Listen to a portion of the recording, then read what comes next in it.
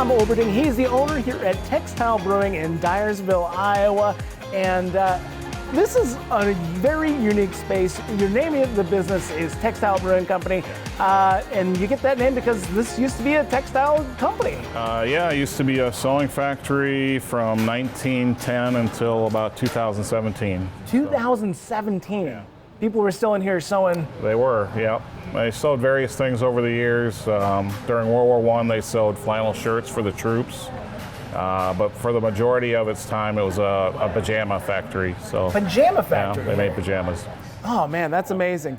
We got this beers in front of us. I gotta dive right in. Okay, starting here on our left, or my left, what do we have here? This is That is a Vienna lager. We call it New Vienna, which is a town just north of here. The envy of Iowa, right up the road here. Yeah. Yeah. So you'll notice some Vienna malt in there. It's a little of an amber color, has a little bit of a roasted flavor to it, but it's very clean. Yeah, it's refreshing lager. It's one of my favorites. It is very much a lager. It's very light. It's not. I wouldn't say crisp. It's not. Yeah. It doesn't have a little bit of a bite to it. It's right. It's very not real easy hoppy. going. Just it's almost like a Budweiser with a little bit of roasted. A little bit more malt, yeah. a little bit more caramel, a little bit more sweetness to it. Yeah, I love the idea. The idea of reusing spaces is something I'm a huge fan of. There's just, across our country, there's just building upon building that are just dilapidated or underutilized, and being able to come in and reuse them and highlight their history. That's something I'm a huge fan of. Tell me a little bit about the process of. I guess. You weren't in here still sewing buttons, I guess, in 2017. But tell me a little bit about how it went to transforming this space. When we walked in the building, it still had all of the tables, all the sewing machines. Everything was still here. They had the cords that the sewing machines plugged into came from the ceiling. So our lighting, if you notice, has the lights drop down. We tried to kind of imitate that. But this has a little bit more history than just being a sewing shop. But when we were trying to renovate the building, we were trying to look up the history of the building or if there's anything interesting about it.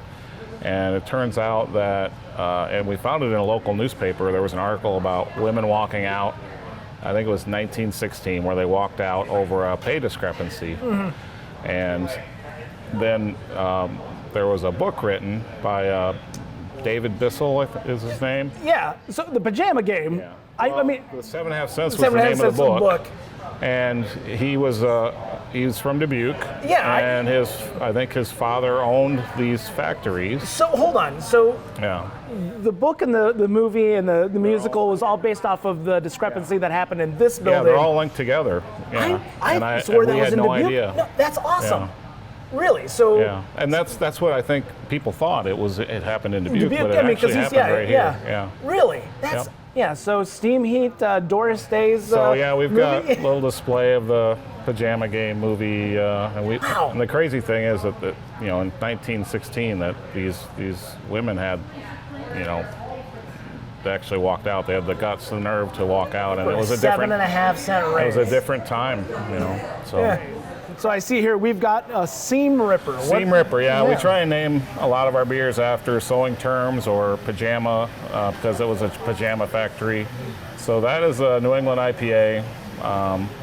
It's just a kind of a classic New England IPA. It's got a Mosaic and Motica hops are used in the dry hop. So it's one of our favorite beers, one of our most popular beers. Yeah, it's got that classic New England cloudy color to it.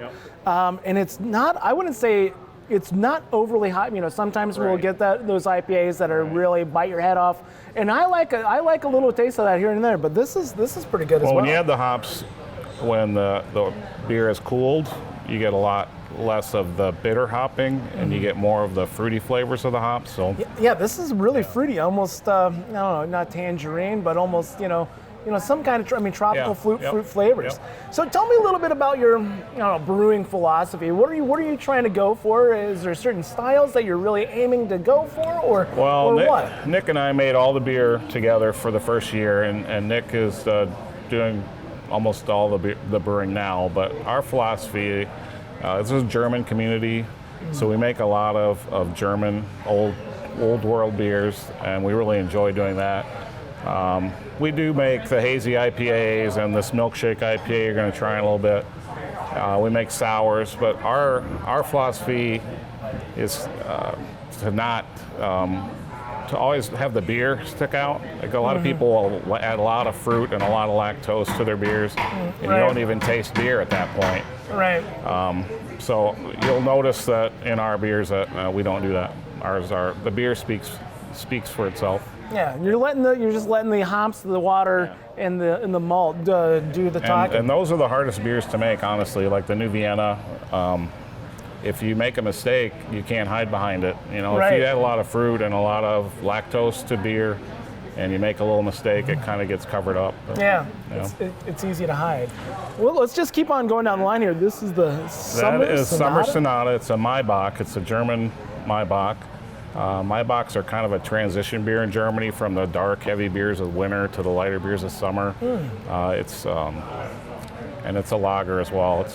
I just think it's a fantastic beer. It's actually about 8.3% alcohol. Oh, but really? Man, you can't taste it. It's just a smooth. No, that's surprising to me. Yeah, that does not have that heavy alcohol. Yeah, you gotta be careful with that Yeah, one. But this is it is light. It is crisp. It is a lager and 8% it'll get, you know, ABV lager. I don't That's drink crazy. a lot of those. No, at least not early in the evening. Later in the evening, maybe. Yeah, maybe just one more. Yeah, that's great. So tell me, we know a little bit about the history of the building. So tell me a little bit of history about you. So you started this business in when? Yeah, I'm a pharmacist by trade, so I still do pharmacy part-time. So I think learning how to make beer was a little bit easier because I had a little chemistry background. But Sure. I grew up in Dyersville. I moved away for probably 30 years of my life.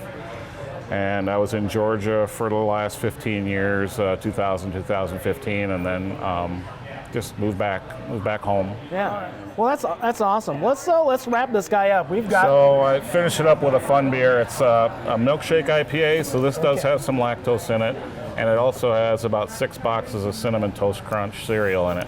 Really? So yeah, it's kind of a fun beer. This is a fun experimental beer, a little bit. People who like the sweeter milkshake IPAs, kind of. Yeah, I don't think I've ever had a beer that tastes anything like this. It does have that creaminess, that sweetness, and the cinnamon.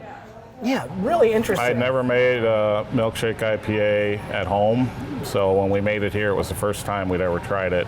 And I don't know why. I just said, wouldn't everybody's putting cereal in their beer? Like you hear about Captain Crunch and stuff like that. And I said, why don't we try Cinnamon Toast Crunch? That'd be kind of fun. And we made it the first time right after we opened, and it was very popular. So we'll make it 2-3 times a year. Well, Tom, every one of these beers, for me, variety is the spice of life, and certainly you've shown a wide variety of different styles here, and very, very unique flavors. And if I said it once, I'll say it again. I love this building, this history coming to life, and being able to reuse spaces that have been neglected. That's something that I really appreciate. Thank you very much. Appreciate it.